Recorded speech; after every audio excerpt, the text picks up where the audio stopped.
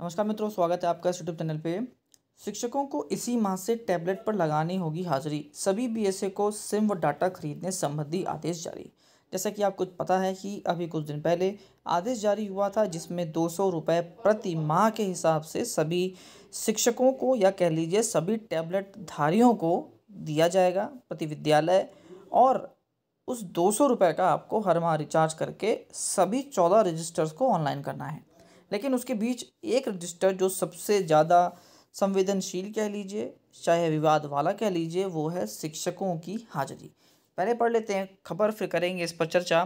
तो बेसिक शिक्षा परिषद की ओर से संचालित सभी प्राइमरी और जूनियर विद्यालयों में शिक्षकों को टैबलेट के माध्यम से अपनी उपस्थिति इसी माह से देनी होगी। टैबलेट के लिए सिम और डाटा की व्यवस्था बीएसए करेंगे।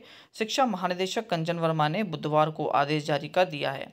बीएसए को अपने अपने जिले में बेहतर नेटवर्क वाली कंपनियों से सिम स्कूलों में खरीद कर देने होंगे। शैक्षिक सत्र वर्ष 24-25 में विद्यालयों में शिक्षकों को टैबलेट के माध्यम से ही कार्य करना होगा। तो आप देख सकते हैं यहाँ पर साफ साफ दे दिया है कि ये सत्र टैबलेट से ही काम करना है।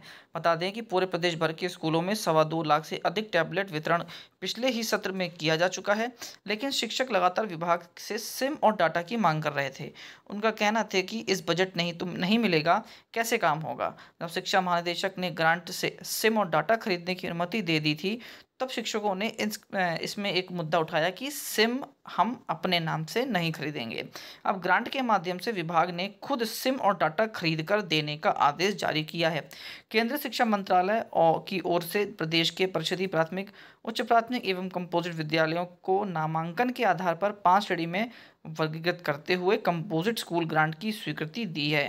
कंपोजिट स्कूल ग्रांट के लिए स्वीकृत धनराशि के सापेक्ष टैबलेट और डाटा के लिए 2 माह की धनराशि जिलेवार दी गई है। ऐसे में सभी बीएसए को टैबलेट के संचालन के लिए सिम कार्ड व डाटा की व्यवस्था स्कूल ग्रांट से तत्काल करनी होगी। तो आप देख सकते हैं यहाँ पर पूरा आदेश आपके सामने पढ़ दिया गया है। अब एक पढ़ लेते हैं कंचन वर्मा जो स्कूल शिक्षा महानिदेशक हैं, उनका स्टेटमेंट क्या आया था। तो सिम कार्ड एवं इंटरनेट की सुविधा के लिए स्कूल ग्रांट से एक टैबलेट के लिए अधिकतम 2400 रुपये और 2 टैबलेट के लिए प्रति स्कूल 4800 रुपये धनराशि तय की गई है। सिम की खरीदारी क्रय स्थानीय स्तर पर मोबाइल नेटवर्क कनेक्टिविटी की उपलब्धता को ध्यान में रखते हुए किया जाएगा। इस संबंध में बीते 15 अप्रैल को भी एक आदेश पूरी गाइडलाइन के साथ जारी किया गया है। तो यहाँ पर साफ साफ दिखा दिया गया है, बता दिया गया है कि अब आपको हर कार्य टैबलेट की मदद से ही करना है।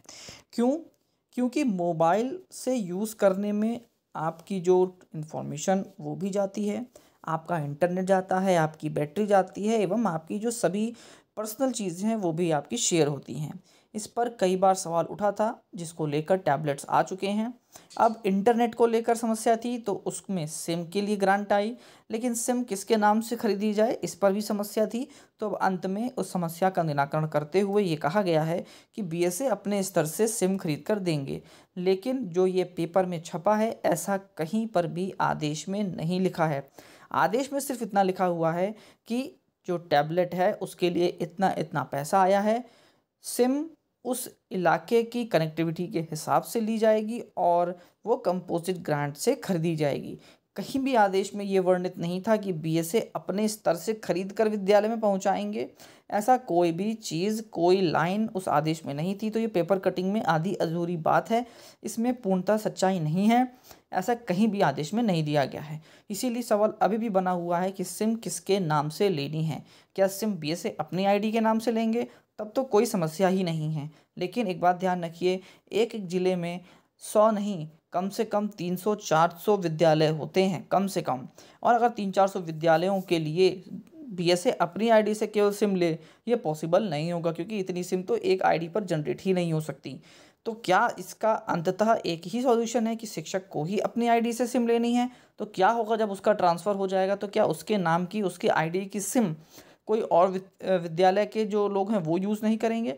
इस पर अभी भी कोई साफ जवाब विभाग की तरफ से नहीं मिला है।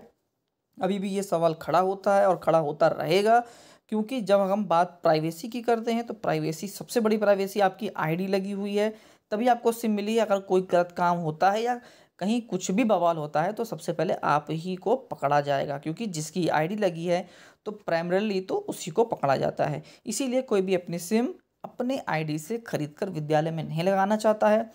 मांग सीयूजी जैसे नंबर की ही हो रही है, तो पेपर में बिल्कुल गलत। मीडिया से यही उम्मीद रहती है कि खबर आप छापिए, लेकिन बिल्कुल सही प्रकार की खबर छापिए। आदेश को पढ़ेंगे तो कहीं भी ऐसा नहीं दिया गया है। कहीं दिया गया हो, अगर किसी को पता हो तो कमेंट करके बताइएगा, वो लाइन की फ़ोटो डालिएगा या फिर वो पूरी की पूरी लाइन टाइप करके बताइएगा। लेकिन मेरी दृष्टिगत अभी तक ऐसी कोई भी लाइन नहीं आई है। लास्ट तक आपने वीडियो देखी उसके लिए बहुत बहुत धन्यवाद। आपका दिन शुभ हो।